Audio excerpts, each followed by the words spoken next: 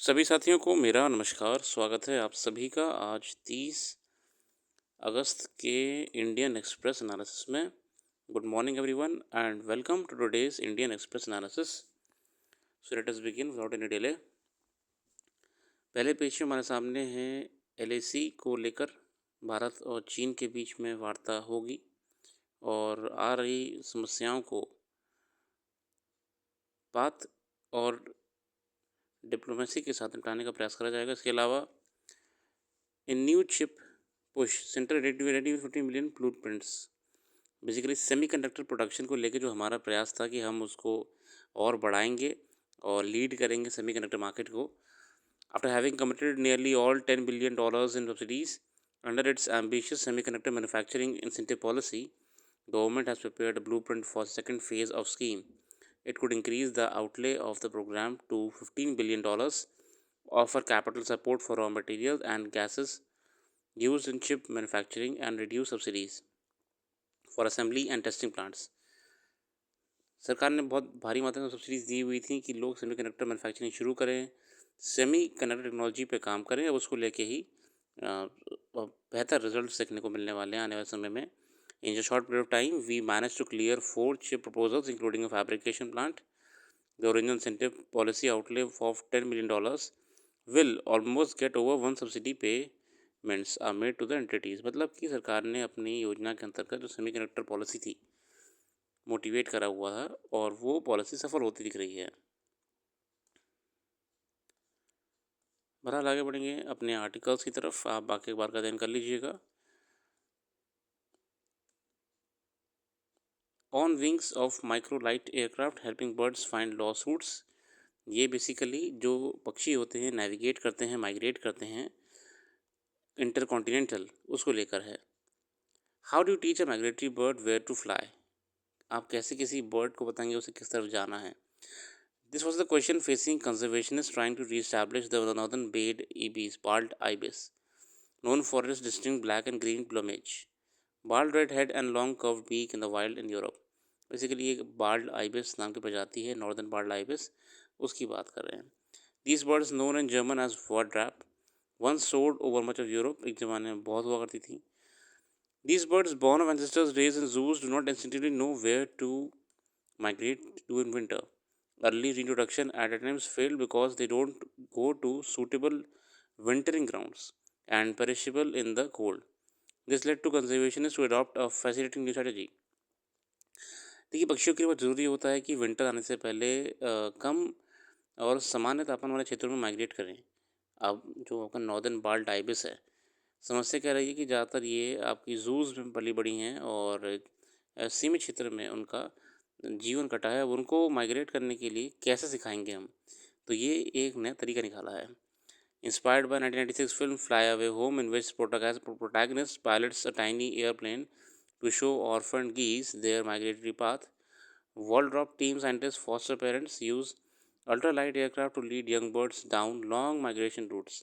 To prepare for the journey, 2 days old chicks are removed from their breeding colonies and brought to human foster parents with whom they bond to develop trusting relationship।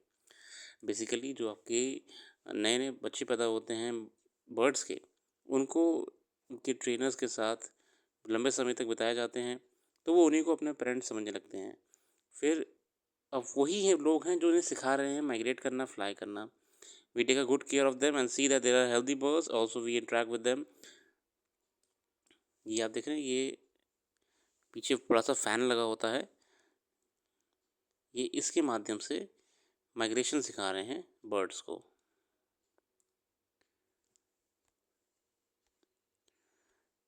Climate challenge. Initially, the birds were taught to fly from the Bavaria to Tuscany in central Italy. This was the route that wild waldrops in Central Europe historically flew. The first independent migration took place in 2011, and many birds have since flown on the roughly 550-kilometer routes। और ये सफलता के साथ 2011 में भी पहली बार कर चुके हैं। But the effects of climate change have meant that these birds are now flying later in the season।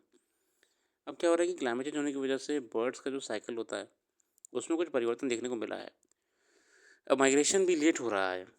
This leads them to cross the Alps in colder and more dangerous weather, and without the help of warm currents of air that rises upwards and enable flying birds to conserve energy। ये सब migration वगैरह होता है, ये कोई तुक्के में नहीं होता कि चलो मनाली घूमने निकल लेते हैं। ज्योग्राफिकली भी बहुत सारी कंडीशंस आपकी बन जाती हैं जिसकी वजह से इन बर्ड्स को हेल्प मिलती है कि वो पवनों के बहाव के साथ भी चले जाते हैं, वार्म करंट्स के साथ आपके। मगर क्लाइमेट चेंज की वजह से जो हमने क्लाइमेटोलॉजिकल परिवर्तन आ रहे हैं उस वजह से अब वो पॉसिबल कम हो रहा है और बायोलॉजिकल टाइमिंग भी जो है आगे जा चुकी है क्लाइमेट के परिवर्तन होने से। This is why Waldrapp team pioneered a new, albeit much longer route last year from Bavaria to Andalusia in southern Spain. This year's route is roughly 280 kilometers, sorry, 2800 kilometers, about 300 kilometers longer than the last year's.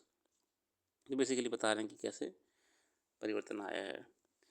बहुत ही बढ़िया है। Bird migration को लेके आप इसी बहाने ये जानने का प्रयास करिएगा कि व्हाट इज़ बर्ड माइग्रेशन और बर्ड माइग्रेशन से कैसे, क्यों है बर्ड माइग्रेशन, क्यों होता है bird migration, what is the science behind migration. ये आप एक बार अपने आप से भी अध्ययन करने का प्रयास करिएगा। अगला आर्टिकल है, ये यीशु और अकीडू है। ये मुझे आर्टिकल अभी डिस्कस करेंगे, इस पर भी फ़िलहाल बात करेंगे। असम में मुस्लिम मैरिज लॉ डेट बढ़ा दी है। असल में ईयर जो है उसमें परिवर्तन करा है असम में। मुस्लिम मैरिज लॉ में जो वुमेन हैं, गर्ल्स होती हैं, उनकी उम्र जो शादी करने के लिए होती है उन्होंने आगे बढ़ा दी है चाइल्ड मैरिज वगैरह को रोकने के लिए। The registration of marriages and divorces between Muslim and Assam had been taking place in the colonial era. बहुत लंबे समय से हो रहा है। गवर्नमेंट ने क्या करा है?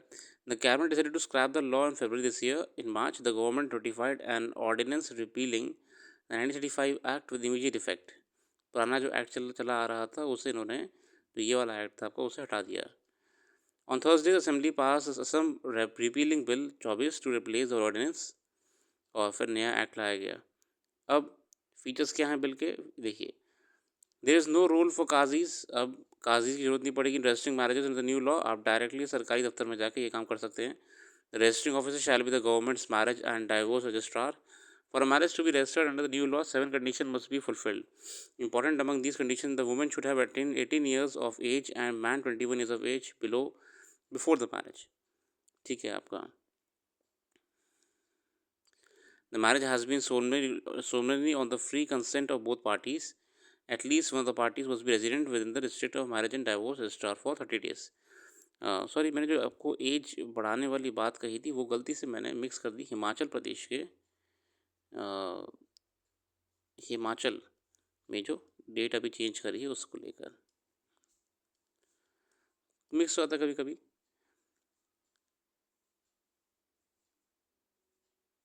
ठीक है। The parties are required to give the registering officer for at least 30 days notice before the intended registration. और जो भी पार्टीज होंगी वो पहले से एक इंटीमेशन देंगी रजिस्ट्रार को कि वो रजिस्ट्रेशन कराएंगे अपने शादी का। ऑब्जेक्शन जो भी होंगे are to be allowed with 30 days period, और जिसको ऑब्जेक्शन होंगे, आपत्ति होगी, वो 30 दिन की अवधि के अंदर अंदर अपना ऑब्जेक्शन रजिस्टर करा सकता है। और इसके साथ ही साथ ये असल में सरकार का प्रयास है कि एक नया परिवर्तन लाना है समाज में, है ना। डिबेट क्या हुई इसको लेके? Aminul Islam MLA of the opposition AIDUF from Bangchar question the need to repeal the 1985 act. Islam argued that 1985 Act had been amended as recently in 2010 to make regular registration under Act compulsory. It had been voluntary originally. Chief Minister Hemant Biswa Sarma responded that these amendments would not have sufficed and that the government's intention was also to extend the role of qazis. Government ही कह रही कि काजी वाजी वगैरह हटा दीजिए अब आप, और अब हम डायरेक्टली गवर्नमेंट के पास रजिस्टर कराया करेंगे। क्यों? We found that qazis register child marriages when the cases came up in the high court. They said that they have the power to register child marriages and the high court give them bail because qazis have the power to register child marriages under the Muslim marriage and divorce registration act. ये मैंने आपको बताया शुरुआत में भी कि ये child marriages को कम करने के लिए गवर्नमेंट ने करा है। और काजीज़ होते हैं क्योंकि वो ऑलरेडी मुस्लिम मैरिज एक्ट के अंतर्गत अलाउड होते हैं चाइल्ड मैरिज रजिस्टर करने में, तो इसलिए चाइल्ड मैरिजेस की जो आपकी संख्या है वो बढ़ती जा रही है, और जो कि बिल्कुल भी सामाजिक न्याय के लिए ठीक नहीं है। इसलिए असम गवर्नमेंट ने क्या करा है कि अब भैया बीच में से जो आपके काजी होंगे उनको रिमूव कर दिया है और सीधे आप गवर्नमेंट रजिस्ट्रार के पास जाके अपनी मैरिज रजिस्टर करा सकते हैं। और ये अच्छी बात भी है। तो इसमें क्या की टेकअवेज क्या हैं? असल में असम में गवर्नमेंट ने जो चाइल्ड मैरिजेस बढ़ रही थी, इनको एड्रेस करते हुए सॉल्यूशन निकालने का प्रयास करा। जब इस चीज़ को एड्रेस करा तो उन्होंने ये पाया कि अगर ये चाइल्ड मैरिज रजिस्टर ही ना हो, या हो भी तो जो बीच में काजीज आते हैं उनकी जगह हम गवर्नमेंट ऑथराइज रजिस्ट्रार को ले आएं तो ज़्यादा बेहतर रहेगा।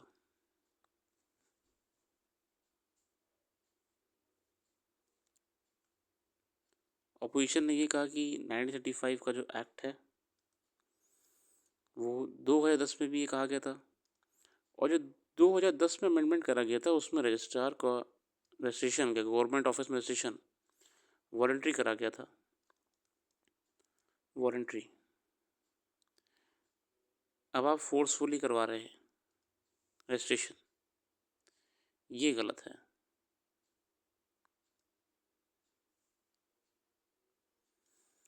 गवर्नमेंट ये प्रयास कर रही है कि अगर गवर्नमेंट ये चेक रखेगी चाइल्ड मैरिजेस पे तो उससे समाज के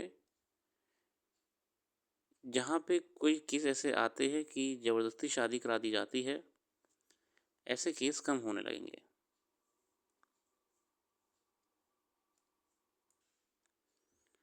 और यही प्रयास है ना?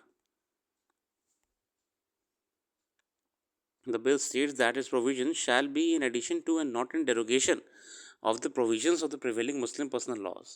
However, under Muslim personal law, the marriage of a bride who has attained puberty is considered valid, and puberty is presumed in the absence of the evidence on the completion of the age of 15 years. Earlier this month, Supreme Court agreed to an early hearing of an appeal by the National Commission for Protection of Child Rights seeking an authoritative pronouncement on whether Muslim personal law allowing child marriages will prevail over the Prohibition of Child Marriage Act.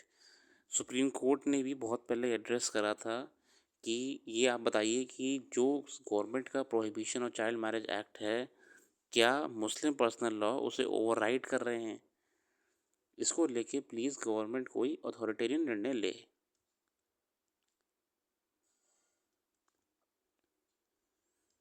क्योंकि rising child marriages cases होने समाज के लिए चिंता का विषय है, और ये सुप्रीम कोर्ट ने भी खुद कहा था, एनसीपीसीआर ने, और प्रोहिबिशन ऑफ चाइल्ड मैरिज को लेकर एजेंसीज भी ये बात कह चुकी हैं।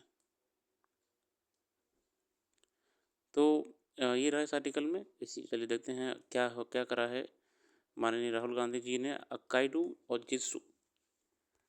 Rahul Gandhi, the leader of opposition Lok Sabha, on Thursday said that he had a daily routine of practicing jiu-jitsu every evening during his Bharat Jodo Nyaya Yatra. Our goal was to introduce these young minds to the beauty of gentle art as a harmonious blend of meditation, jiu-jitsu, aikido and non-violent conflict resolution techniques. क्या है aikido? Aikido है a jiu-jitsu derivative. Aikido is an offshoot of jiu-jitsu which was developed by martial artist Morihei Ueshiba. In early 20th century, Aikido literally means the way of harmonizing energy, and its goal is to defend oneself while not hurting the opponent. Aikido practitioners thus reflect strikes rather than overpower their adversary and try to match opponent's force.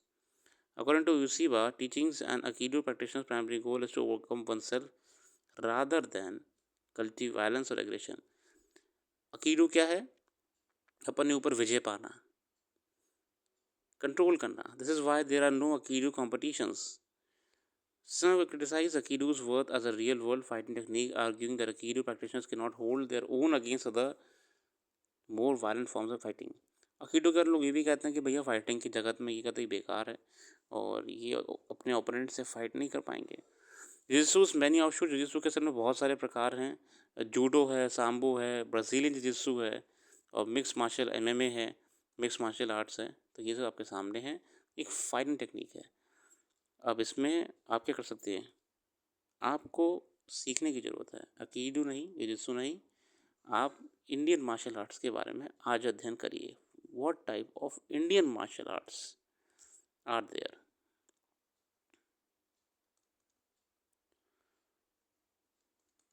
है ना। Indian martial arts कौन से हैं, इसका अध्ययन आप करिएगा आज। आगे बढ़ेंगे अगले आर्टिकल्स की ओर, और हमारे सामने हैं, ये आर्टिकल थोड़ा बड़ा था, मैं इसलिए जाऊँगा नहीं इस पर। आरजीकर मेडिकल कॉलेज इंसिडेंट को लेकर जो इन्वेस्टिगेशन की जा रही है उस पर इन्होंने कई बातें रखी हैं। Court next step on bail, supreme court strengthen the procedural safeguards now. ये बेसिकली मनी लॉन्ड्रिंग केसेस में जो हाल ही में सीबीआई और ईडी द्वारा नेताओं को और व्यक्तियों को अरेस्ट करा गया था, उन लोगों को बार बार बेल मिल रही है। तो कोर्ट ने बेल को लेकर वापस से एक नैरेटिव सेट कर दिया है कि बेल तो देनी पड़ेगी आपको जब तक आप किसी को अक्यूज़ नहीं कर दे रहे हैं, और एजेंसीज़ अपनी मनमर्जी से ज़बरदस्ती किसी को लंबे समय तक डिबार नहीं कर सकती हैं। ये उनके अधिकार के ख़िलाफ़ है। वो भी सिर्फ इस बात पे नहीं रख सकती हैं कि अभी इन्वेस्टिगेशन चल रही है, ये व्यक्ति इन्वेस्टिगेशन हैम्पर कर सकता है, ये व्यक्ति एविडेंस को डिस्ट्रॉय कर सकता है। ये सारी दलीलें दी गई थी सेंट्रल एजेंसीज़ के द्वारा, मगर सुप्रीम कोर्ट ने इन सारी बातों को सिरे से खारिज कर दिया और ये कह दिया कि भैया ऐसी बातें मत करा करिए। आप किसी व्यक्ति को लंबे लंबे समय तक जेल में रख रहे हैं और आपके पास इन्वेस्टिगेशन के बाद कोई प्रूफ निकल के नहीं आ रहा है, और जो भी आपने इन्वेस्टिगेशंस करी हैं वो सिर्फ हियर से के आधार पे हैं कि आप जैसे पकड़ के लाए, उसने नाम दे दिया कि ए ने करा है, बी ने करा, आप ए बी को उठा के ले आए। Point is that you have to prove that कि वो घटना ए और बी ने करी है। अब सेंट्रल एजेंसीज जो हैं आपकी, वो यही प्रूव नहीं कर पा रही हैं कि जिस ए और बी को वो उठा के लाए हैं उन्होंने वो कार्य करा है या नहीं करा है, मगर इस बीच वो उनको जेल में भी रख रहे हैं। तो सुप्रीम कोर्ट में ये चिंता थी कि जेल में आज ज़बरदस्ती नहीं रख सकते किसी को। While granting bail to accused in the money laundering case, Prem Prakash versus Enforcement Directorate, the Supreme Court has underlined that the legal principle jail is the exception, bail is the rule, will apply even in cases registered under the PMLA. The underlining of this established principle is welcome. It recognizes that prolonged pre-trial incarceration is a punishment itself. लंबे समय तक आप pre trial इनकार्सरेशन क्या होता है, pre trial इनकार्सरेशन, इनकार्सरेशन मेरे साथियों होता है जेल, जेल को ही कहते हैं इनकार्सरेशन।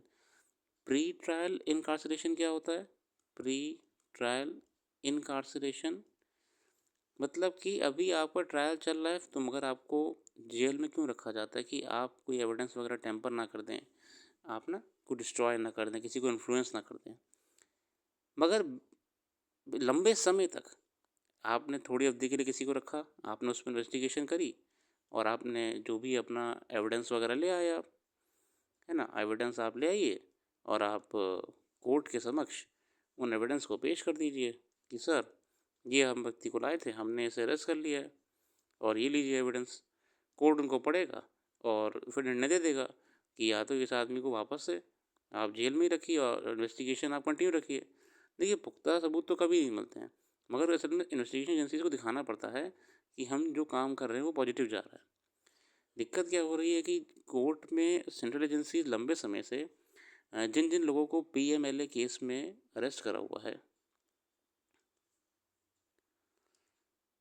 उनके खिलाफ उनको अरेस्ट तो कर ले रही है, जैसे एक को रखा, फिर दूसरे को रख लिया, फिर तीसरे को जेल में भर दिया, फिर चौथे को भर दिया। मगर जब जब कोर्ट में बात आई कि आप पे क्या सबूत है, आपने क्या प्रोसीडिंग करी है इसमें, तो वहाँ पे कुछ भी ठोस निकल के नहीं आ पा रहा है। मगर व्यक्ति फिर भी जेल में है, प्री ट्रायल इनकार्सरेशन मतलब कि सर अभी इन्वेस्टिगेशन चल रही है, इस व्यक्ति का बाहर रहना ठीक नहीं है तो फिर जेल में रखिए। अब सुप्रीम कोर्ट ने इस चीज़ को एड्रेस करा और माननीय सर्वोच्च न्यायालय ने, सुप्रीम कोर्ट ने ये कहा कि भैया आप प्रोलॉन्ग लंबे समय तक किसी को भी ऐसे नहीं रख सकते हैं। तत्काल प्रभाव से सुप्रीम कोर्ट ने कहा कि आप इन लोगों को अब रिलीज़ कर दीजिए। हेमंत सोरेन थे, के कविता थे और कई नाम हैं, कई व्यापारी भी रहे हैं पुराने जेल में, उनको सुप्रीम कोर्ट ने रिलीज़ करा। इवन जब प्रेम प्रकाश जजमेंट था उसमें भी सुप्रीम कोर्ट ने ये कहा था कि प्रोलॉन्ग जेल में रखना बिल्कुल गलत है, एक्सेप्शन होना चाहिए किसी को भी जेल में भेजना। बेल उसका राइट है, उसका उसका right to life with dignity है, उसका ये अधिकार है कि वो बेल पे बाहर आए। और देखिए सुप्रीम कोर्ट ने किसी को बरी नहीं कर दिया है। हालांकि हेमंत सोरेन साहब को तो लगभग बरी ही कर दिया है क्योंकि उनके खिलाफ कोई एविडेंस नहीं निकल के आया, मगर पॉइंट है सुप्रीम कोर्ट ने ये नहीं कहा है कि नहीं नहीं हम उन सबको बिल्कुल बरी कर दे रहे हैं, एकदम फ्री कर दे रहे हैं। सुप्रीम कोर्ट ने ये कहा है कि अगर आप समय रहते किसी के खिलाफ चार्जेस प्रेस नहीं कर पा रहे हैं, प्रॉपर एविडेंस नहीं दे पा रहे हैं, तो आपको उस व्यक्ति को लंबे लंबे समय तक जेल के सलाखों के पीछे रखने का अधिकार नहीं है। ठीक है।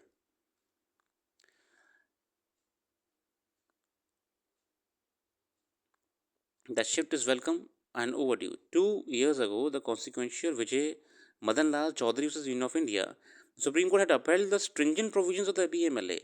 That ruling came amidst disquiet caused by the surge in the centre's use of enforcement directorate. एक केस था विजय मोहन मदन लाल साहब का, तो उसमें ईडी के गलत दुरुपयोग के बात उठी थी। The court of last resort seem to brush aside the fear of misuse. और तब भी कोर्ट ने एड्रेस करा था कि ये डरावनी चीज़ है कि सेंट्रल एजेंसीज जो हैं इतनी मुख्य कार्य करती हैं उनका राजनीतिक इस्तेमाल किया जा रहा है। The Vijay Madan Lal Chaudhary ruling is still in law of the land. However, since then several small but significant rulings by the court have been taken the string out of the verdict. अक्टूबर 23 में a bench of Justice A.S. Bopanna and S.V. Sanjay Kumar held that informing the grounds on which a person is arrested in writing would be necessary henceforth for the ED. The court directed a copy be furnished to the arrested person without exception as a matter of course. This was departure from the Vijay Madanlal ruling, which has said that the sharing of the ECIR with the accused akin to an FIR for a ED was not mandatory. Court ने ये भी कहा है कि ये देखिए अब आप किसी को भी अरेस्ट करेंगे आपको उसे लिखित भी देना पड़ेगा रिटन में।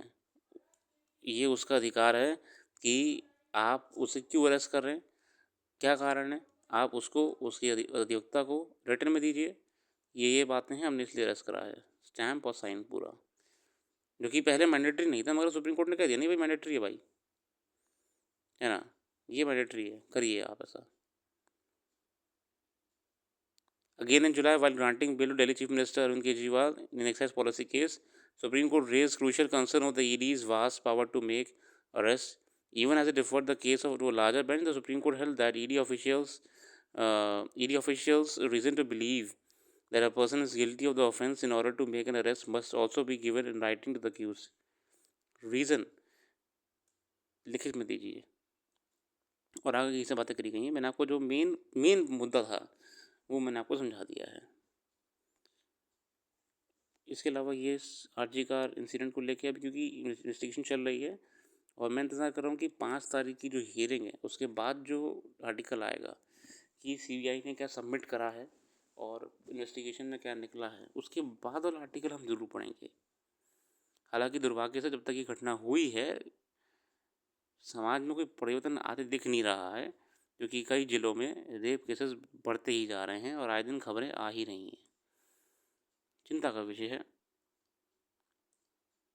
समाज के लिए। Much needs to be addressed to address the insidious nature of sexual offences to stem that rot. An honest reckoning must take place. How we raise boys, the token and surface adulation we give women, our inability to make accountable the misogyny in our institutions and the hypocrisy with which we approach sex and gender education. बहुत चीज़ों को address करने की ज़रूरत है। Much also needs to be done to ensure that healthcare systems are sensitive to the needs of its users. Government budgeting to ensure doubling of investment in healthcare is an essential start. It will lead to improved infrastructure at primary health and other state levels and more competent, sensitive, and well trained personnel. Along with this is the need for better accountability of healthcare systems. मतलब देखिए government को ध्यान देना चाहिए कि health care में invest करें, health care को बेहतर करें और एजुकेशन में भी ये होना चाहिए कि हमें समाज में आने वाले नई पीढ़ी को सभ्य बनाना होगा, उनको एजुकेशन देनी पड़ेगी कि हमें कैसे दूसरों को ट्रीट करना है और हर किसी को सम्मान के साथ देखना है।